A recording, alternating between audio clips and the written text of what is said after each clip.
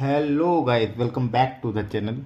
आज हम बात करने वाले हैं यूनिट 4 के बारे में। ठीक, ये यूनिट 4 का फर्स्ट लेक्चर होने वाला है, जिसके अंदर हम बेसिक स्ट्रक्चर ऑफ पीडीए के बारे में पढ़ेंगे। पीडीए होता क्या है, इसकी क्या नीड होती है।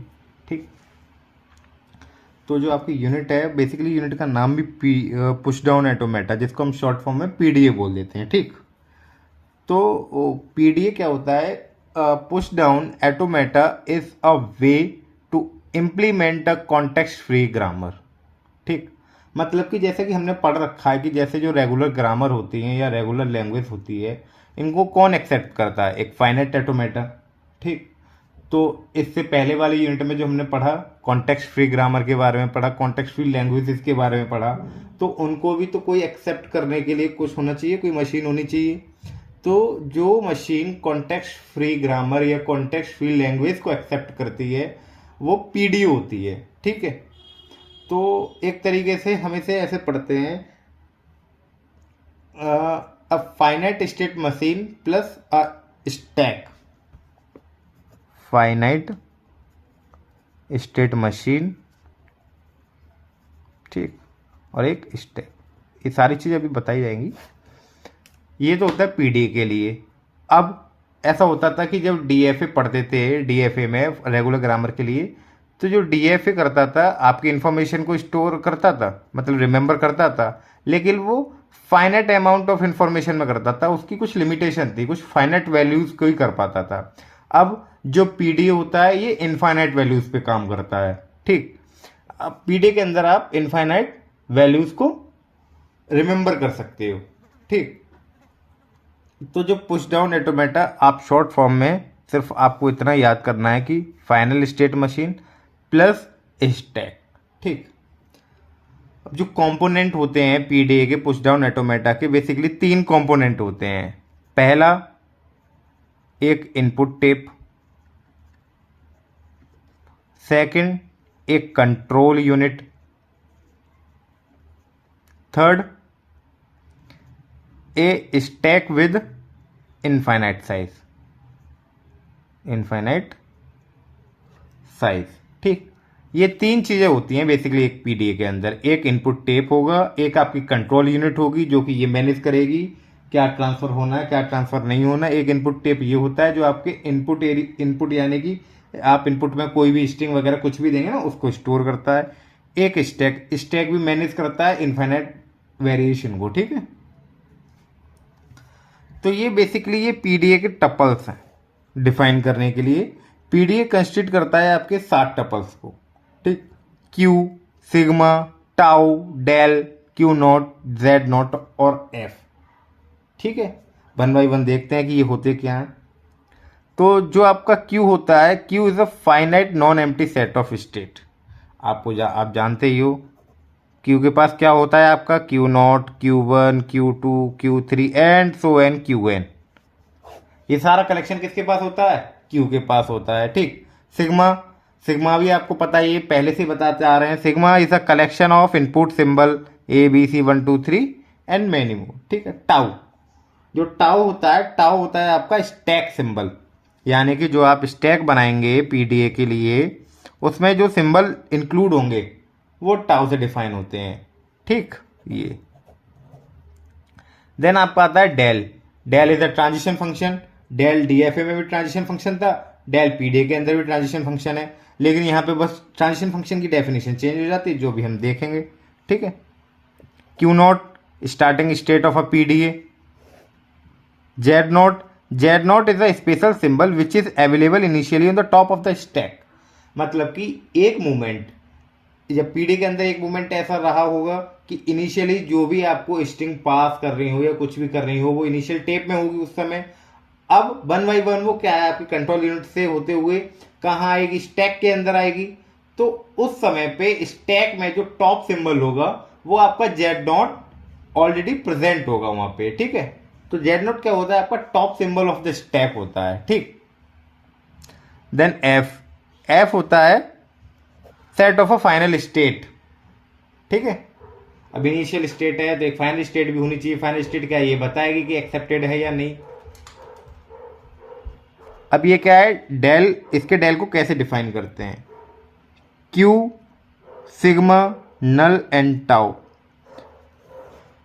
इसको तो जब मतलब पर्टिकुलर कंडीशन में है आ रहा है कि नल कंसीडर करना पड़ेगा तो कंसीडर करते हैं, नहीं तो इनपुट सिंबल भी देखे जाते हैं। और टाउ का मतलब कि जो सिंबल आपके स्टैक के अंदर है वो, ये दोनों ही आपके ट्रांजिशन फंक्शन को डिफाइन करते हैं, ठीक। और ये सारी की सारी क्या है कि ये सबसेट होता है। सबसेट किसका?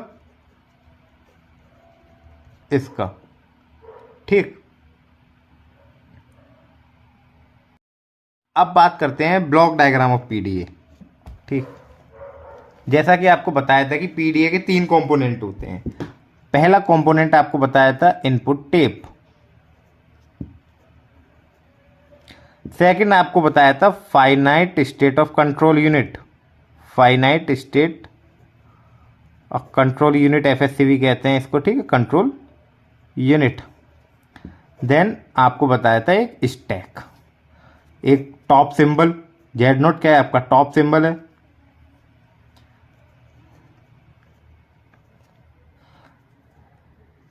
इनिशियली आपकी स्टेट कौन सी होगी? क्यू नोट होगी। ये क्या होता है? ब्लॉक डायग्राम होता है पीडीए का, ठीक। अब कोई भी स्ट्रिंग होगी जो आपको पास करनी होगी, वो कहाँ है? आप यहाँ स्टोर करेंगे, वो इसके थ्रू होते हुए आपके स्टैक के अंदर। अगर आपके जो स्टैक से सारी जो कंडीशन है फॉलो हो रही हो, तो आप कह सकते हैं कि ये कॉन्टेक्स्ट फ्री ग्रामर पीडीए के द्वारा एक्सेप्टेड होगी, ठीक। अभी हम बात करते हैं छोटे से क्वेश्चन, पीडीए का इंपॉर्टेंट क्वेश्चन है। Design a PDA for a given language. जो लैंग्वेज है आपकी ए की पावर एन, बी की power N and N is greater than equals to 1, और बाई फाइनल स्टेट और बाई एम्प्टी स्टेट। ये चीज़ आपको इस न्यूमेरिकल में बताई जाएगी कि फाइनल स्टेट क्या होती है, एम्प्टी स्टेट क्या होती है। तो पीडीए के अंदर कैसे क्वेश्चन आते हैं, कैसे सॉल्व करने होते हैं, इस चीज़ को अब इस न्यूमेरिकल की हेल्प से हम देखते हैं। और जो आपका बेसिक कॉन्सेप्ट है वो बता दिया गया है। इससे ज़्यादा आपको अगर जैसे पीडीए के बारे में लिखने के लिए आता है तो ज़्यादा नहीं, सिर्फ इतना ही लिखना होगा, ठीक। अब जैसे ये लैंग्वेज है ए की पावर एन, बी की power N and N is greater than equals to 1, तो N is greater than equals to 1 इस कंडीशन की हेल्प से जनरेट होने वाली स्ट्रिंग यही होंगी, A B, double B, triple B and so on, ठीक है ना। एन की वैल्यू एक और 1 रखेंगे तो वो ए बी जनरेट करेगा। एन की वैल्यू अगर आप 2 पुट करते हैं तो ये डबल बी जनरेट करेगा। अगर एन की वैल्यू आप 3 पुट करते हैं तो वो ट्रिपल बी जनरेट करेगा। तो इनिशियली आपको क्या बताया गया था कि एक तो आपकी इनपुट टेप है, एक एफएससी जिसके अंदर आप इनिशियल स्टेट होगा, और एक होगा आपका स्टैक। तीनों चीज हमने बना दी। अब हालांकि हमें ए बी लेना था, ए बी नहीं लिया क्योंकि आपको न्यूमेरिकल समझाना है। ए बी लेते तो एक स्टेप के अंदर सारा न्यूमेरिकल खत्म हो जाता है, इसीलिए हमने डबल बी लिया है, ठीक। डबल बी क्या है? हमारे इनपुट सिंबल है सारे के सारे, तो इनपुट टेप में आ गए, ठीक। अब 1 बाई 1 हम सारे ए को इस स्टैक के अंदर पुश करेंगे। अगर इन ए के कॉरेस्पॉन्डिंग, अगर एक ए के कॉरेस्पॉन्डिंग अगर हमें एक बी मिलता है, ठीक, और 2 ए के कॉरेस्पॉन्डिंग हमें 2 बी मिलेंगे, तो हम ये कह देंगे कि ये क्या, ये कॉन्टेक्स्ट फ्री ग्रामर है और पीडीए इस कॉन्टेक्स्ट फ्री ग्रामर को एक्सेप्ट करेगा, ठीक। अब देखिए करते कैसे हैं, ठीक।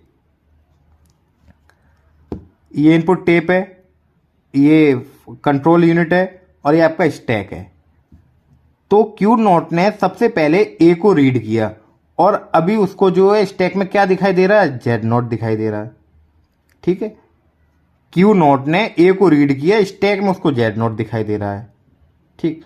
लेकिन जब ये इसको रीड कर लेगा तो स्टैक के अंदर अब क्या पहुंच जाएगा? ए Z note. A Z note से मतलब है ए जेड नोट, ठीक। देखिए ये आपका राइटिंग फॉर्मेट है, इस तरीके से लिखना है। और यहां पे ग्राफिकली दोबारा बनाया गया है। एक ए को रीड कर लिया तो उसने A B Q naught A Z naught, ठीक। ये स्टेट चेंज होती हैं। ये स्टेट कहां चेंज होती हैं वो आपको बताई जाएगी जब आप किसी एनदर सिंबल को रीड करेंगे। जैसे ए के बाद अगर आप बी को रीड कर रहे हैं तो आप यहां पे स्टेट को चेंज करेंगे। अगर आप ए के बाद ए ही रीड करेंगे तो आप स्टेट को चेंज नहीं करेंगे, ठीक। आप पुनः फिर ए आया, क्यू नॉट ने दोबारा ए को रीड किया। अब उसे टॉप सिंबल स्टैक के अंदर क्या दिखाई दे रहा है, ए दिखाई दे रहा है। ठीक है, क्यू नॉट ने ए को रीड किया, टॉप सिंबल ए दिखाई दे रहा है, Q not A A, Q not A A. तो एट अ टाइम जब क्यू नॉट ए ए होगा तो सिनेरियो कुछ इस प्रकार बनना होगा कि आपके जो बी रिमेन हो गए होंगे, बचे होंगे ना इनपुट टेप के अंदर, दोनों ये आपके स्टैक के अंदर आ गए और अभी आपकी कोई स्टेट चेंज नहीं हुई। चेंज क्यों नहीं हुई कि ए के बाद ए ही रीड किया उसने। ठीक,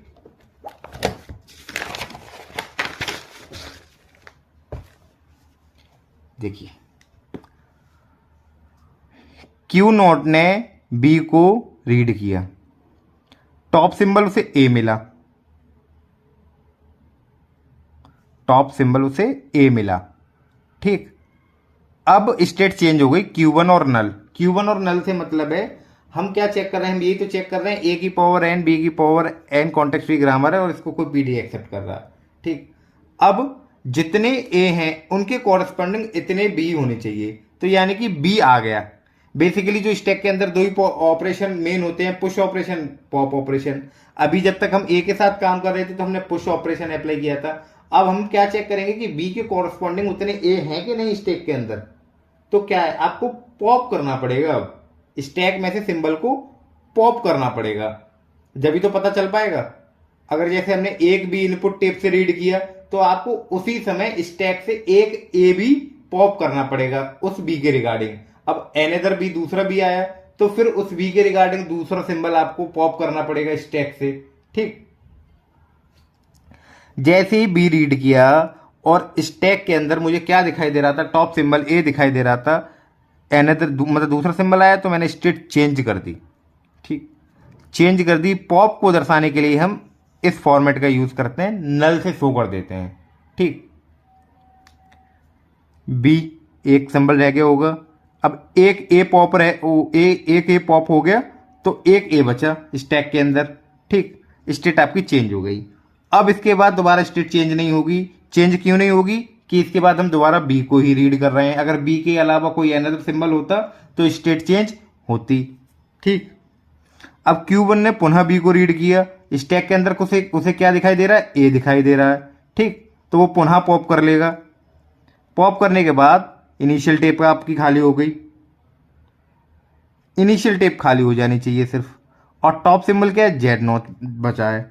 अब अगर आप इस स्टैक के अंदर से जेड नॉट को भी पॉप कर लेते हैं, अगर आप स्टैक के अंदर से जेड नॉट को भी पॉप कर लेते हैं तो वो तो होता है आपके by empty stack, by empty.